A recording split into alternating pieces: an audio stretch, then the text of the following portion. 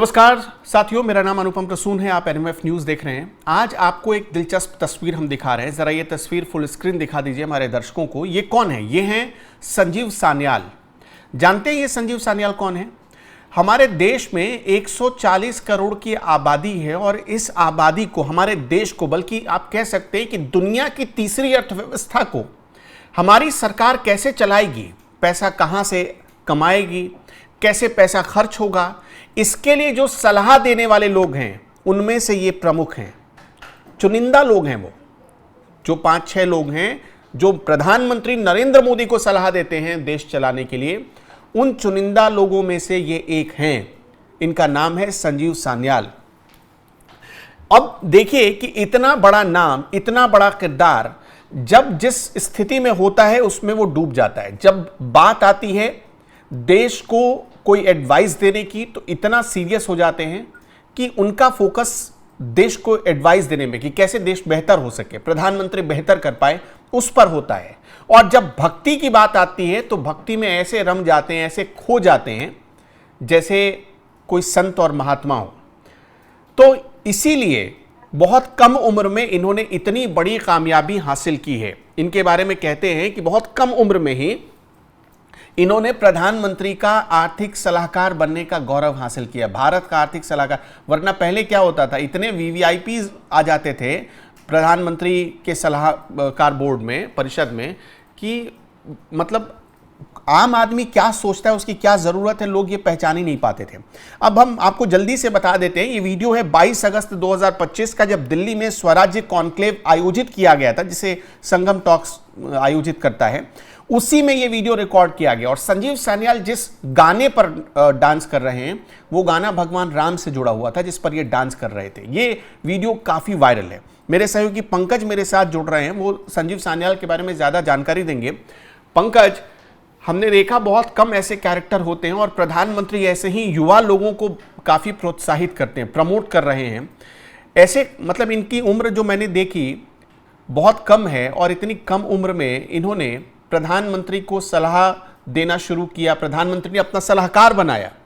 और देखिए कि जब सलाह देने की बारी आती है तब वो सीरियस हो जाते हैं, जब भक्ति की बारी आती है तब भक्ति में डूब जाते हैं।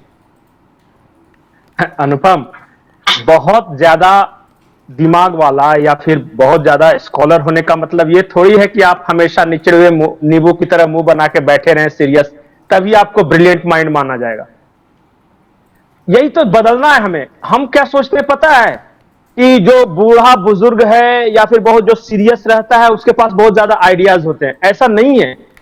यंग वाइब्रेंट माइंड जो होता है ना, वो कुछ ऐसा कर जाएगा जो कि आप सोच भी नहीं सकते। इसलिए प्रधानमंत्री हमेशा बोलते हैं यंग जनरेशन, उनकी प्रतिभा पे उनको भरोसा है।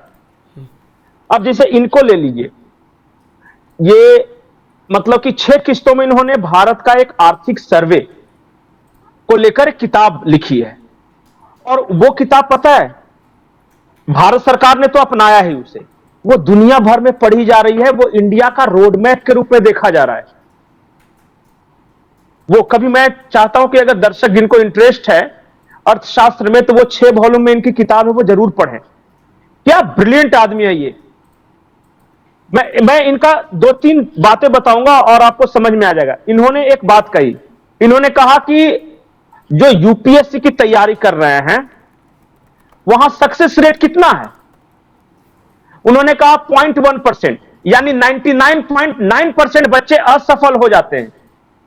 और बोला कि अगर आप बिजनेस करते हैं तो उसका सक्सेस रेट क्या है पता है, 37%। मतलब इस देश में अगर आप मेहनत करें तो अंबानी या अडानी बनने के चांसेस ज्यादा हैं, एक आईएएस अफसर के बनने के चांसेस कम है। उन्होंने कभी कोशिश ही नहीं की हमारे देश के लोगों ने, हमारे देश के युवाओं ने। उनको लगता है कि यूपीएससी करना है। बोला कि जरा सोचिए, हर 100 में 99 बच्चों का सोचिए जो असफल हो जाते हैं। हम वेस्ट कर रहे हैं अपना ह्यूमन रिसोर्स। और उन्होंने इसलिए ये जो कोचिंग कल्चर है ना, जो यूपीएससी या नौकरी की तैयारियां करवाते हैं, इसको अफीम की तरह माफिया बताया, कोचिंग माफिया कहा इन्होंने। बहुत सारे विषयों पर इनके जब आप राय देखिएगा ना तो बड़ा अजब है, मतलब कि अलग तरीके से ये सोच रहे हैं। इनका एक और मैं कोट बताता हूं। मतलब हम लोग जिस दिन शपथ ग्रहण समारोह देख रहे थे डोनाल्ड ट्रंप का, तो देख रहे थे कि डोनाल्ड ट्रंप के शपथ ग्रहण समारोह में वहां के टॉप बिजनेसमैन हैं, Elon Musk, Tim Cook, Google वाले सुंदर पिचाई अपने फैमिली के साथ हैं। इन्होंने कहा जरा सोचिए कि भारत का प्रधानमंत्री शपथ ले रहा है और उसके साथ मंच पर अंबानी, अडानी, कोई बड़े बड़े यहां के बिजनेसमैन हो, तो इस देश में क्या हंगामा होगा, जरा सोचिए। पूंजीपतियों की सरकार है, बिक गई सरकार, यही सब आता है ना बात। बोला वेल्थ क्रिएटर्स, जो अपने देश के वेल्थ क्रिएटर्स हैं ना, जब तक हम उनका सम्मान करना नहीं सीखेंगे, जो लोग लोगों को रोजगार दे रहे हैं, इस इकोनॉमी को मोबाइल के रूप में चला रहे हैं, उनको जब सम्मान नहीं देंगे तो फिर हम कैसे इस देश को आगे बढ़ाएंगे। ये थॉट प्रोसेस है। अभी आपसे बात हो रही थी एनसीईआरटी वाले, मतलब कि ये इन्होंने कहा कि हम क्या पढ़ाने अपने बच्चों को, और पढ़ के वो करेंगे क्या। हिडन हीरोज को हमारे टेक्स्ट बुक में होना चाहिए, इसकी भी सबसे पहली सलाह इन्होंने ही दी थी। इन्होंने ये कहा कि जिसको पढ़ाना है पढ़ाओ, हम मना नहीं कर रहे हैं, लेकिन अगर वो हीरो है, अगर अकबर द ग्रेट है तो महाराणा प्रताप भी ग्रेट है, शिवाजी भी ग्रेट है। अगर गांधी जी ग्रेट हैं तो सुभाष चंद्र बोस कम नहीं है, उनको भी पढ़ाओ ना और एनालाइज करने दो। इन्होंने एक चीज और कहा कि हम जो क्वेश्चन करते हैं ना, वो अच्छा है या बुरा है, बच्चों को टिक लगाने के लिए देते हैं, नहीं, आंसर के रूप में एनालाइज करने के दो पर्सनालिटी खड़ी करो और आप अच्छाई और बुराई दोनों को मेंशन करते हुए एनालाइज करो। इससे क्या होगा कि एनालिटिकल स्किल हमारे बच्चों में डेवलप होगा बचपन से, फेस वैल्यू पे नहीं।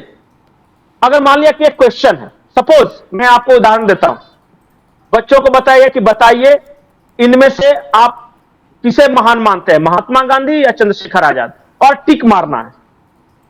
अगर मान लिया बच्चों को टिक मारना है तो बच्चा 90% चांस है कि वो टिक मारेगा महात्मा गांधी पे, इस देश में जो भी। लेकिन उन्होंने कहा कि अगर यही क्वेश्चन को थोड़ा बदल दीजिए, ये कर दीजिए कि चंद्रशेखर आजाद का कैरेक्टर और महात्मा गांधी का कैरेक्टर, आप दोनों के प्लस और माइनस पॉइंट को मेंशन करते हुए एनालाइज कीजिए कि कौन बेहतर। तब क्या होगा कि बच्चे का दिमाग डेवलप होगा, एक अलग तरीके से सोचना शुरू करेगा। और यह चीज इन्होंने प्रधानमंत्री मोदी से कहकर इनकलकेट करवाई है भारतीय शिक्षा में। इन्होंने कहा कि जैसे कि मैं बताऊं, एक और इनका आइडिया यह था कि भारत के हर व्यक्ति को अपनी मातृभाषा के अलावा एक भारतीय भाषा और आनी चाहिए या दो भारतीय भाषा और आनी चाहिए। मान लिया कि सपोज कि मैं मगध का हूं तो मुझे मगही आती, लेकिन मेरे लिए अगर कर दे कि कोई और दो भारतीय भाषा आनी चाहिए जो अपनी पसंद के हो। आप बंगाली सीखना चाहते हो, बंगाली सीख ले। इससे क्या होगा पता है कि बंगाल का सिर्फ भाषा नहीं सीखेगा, वहां के कल्चर के बारे में जानिएगा। अगर आप तमिल सीखते हैं तो वहां के रहन सहन, खान पान, बहुत तरह के बारे में आपको नॉलेज बढ़ेगा। इससे क्या होगा, देश के लोगों में एक भावनात्मक जुड़ाव होगा। तब इनके आइडियाज हैं। और ये आदमी देखिए इस एज में इस तरह की बातें कर रहा है। और कभी मैं चाहूंगा कि ये जो दर्शक हमारे, एक बार इनका कोई पॉडकास्ट सुनिएगा किसी भी व्यूज पे, मतलब कि आई एम इम्प्रेस्ड एटलीस्ट, कि मुझे बहुत अच्छा लगता है, मुझे नया कुछ सीखने को मिलता है, मतलब कुछ एक नई बात जानने को मिलती है जब भी इनका सुनता हूं। अभी इन्होंने एक चीज और कही थी कि भारत की अर्थव्यवस्था इन्होंने वेल पोजीशन्ड बताया था, कि इन्होंने कहा कि आप देख लीजिएगा 5 साल 10 साल बाद लोग चर्चा करेंगे कि इस वक्त हम कितने अच्छे मुहाने पे खड़े थे, यहां से हम दुनिया के टॉप बन सकते हैं और नहीं तो बर्बाद भी हो सकते हैं, ऐसे हम क्रॉस रोड पे खड़े हैं। तो ये सब चीज पता है, इस तरह के लोगों के बारे में स्टडी करना, यंग माइंड्स, कौन अपने देश में कुछ ब्रिलियंट माइंड्स हैं, वो क्या सोच रहे हैं, क्या कर रहे हैं। मैं तो चाहता हूं कि जितने गार्जियन हैं जो जिनके बच्चे पढ़ रहे हैं स्कूल में, कॉलेज में, वो इस तरह के कैरेक्टर के बारे में बताएं अपने बच्चों को। चलिए पंकज, ये देखिए लेडी श्रीराम, ये श्रीराम कॉमर्स कॉलेज का स्टूडेंट है। इन्होंने कैसे कैसे किया, फिर कहां कैसे पहुंचे, क्या इनके आइडियाज हैं। आप कुछ नए आइडियाज दे सकते हो कि अपने बच्चों को आप बताइए ना कि देश के को लेकर उनकी सोच क्या है, वो कैसे देश को आगे ले जाना चाहते हैं। ये भी एक पढ़ाई ही है। अब मैं तो चाहता हूं कि सिलेबस में इस बात को ऐड किया जाए कि बच्चे देश को कैसे आगे ले जाना चाहते हैं, इसके बारे में वो लिखे, अपनी सोच को एक बार वो कलम से कॉपी पे उतारे, तब समझ में आएगा कि क्या वो सोचते हैं। चलिए पंकज जी, तो मतलब प्रधानमंत्री नरेंद्र मोदी बहुत सोच समझकर, बहुत मेहनत से ऐसे लोगों को चुनकर लाते हैं और तभी उन्हें अपनी टीम में शामिल करते हैं, अपनी टीम में रखते हैं। और इसी वजह से आपने देखा होगा कि भारत दुनिया की एक बात और बताओ, 5 ट्रिलियन इकोनॉमी बनने की तरफ बढ़ चला है। जी, आप में से बहुत सारे लोग एक प्रशांत किशोर को जानते हैं। प्रशांत किशोर नरेंद्र मोदी की खोज थी, और ऐसे ऐसे सैकड़ों प्रशांत किशोर को नरेंद्र मोदी ने अलग अलग कामों में लगा के रखा है। बैकअप टीम इतना स्ट्रांग है ना कि 6 महीने बाद अगर किसी देश की यात्रा पर जाने वाले होते हैं तो सारा कार्यक्रम पहले से करने में लग जाते हैं और क्या क्या किया जा सकता है। इतनी स्ट्रांग टीम है। सिर्फ विदेश नीति के बारे में नहीं, आर्थिक सलाहकार में अलग लोग हैं, विदेश नीति के बारे में अलग लोग हैं, वेलफेयर योजनाओं के बारे में अलग लोग हैं। प्रशांत किशोर को क्यों बुलाया गया था पता है भारत में? वो जब मुख्यमंत्री थे तो गुजरात में कुपोषण स्टडी करने के लिए सिर्फ बुलाया गया था, इतने छोटे से काम के लिए। तो बहुत सारे लोग अलग अलग कामों में लगे हुए हैं। Modi is a team maker. बहुत बहुत शुक्रिया आपका पंकज जी तमाम जानकारियों के लिए। तो ऐसी टीम के लिए, ऐसे व्यक्ति के लिए आप क्या कहना चाहेंगे दर्शकों, हमें कमेंट बॉक्स में जरूर बताइएगा। नमस्कार।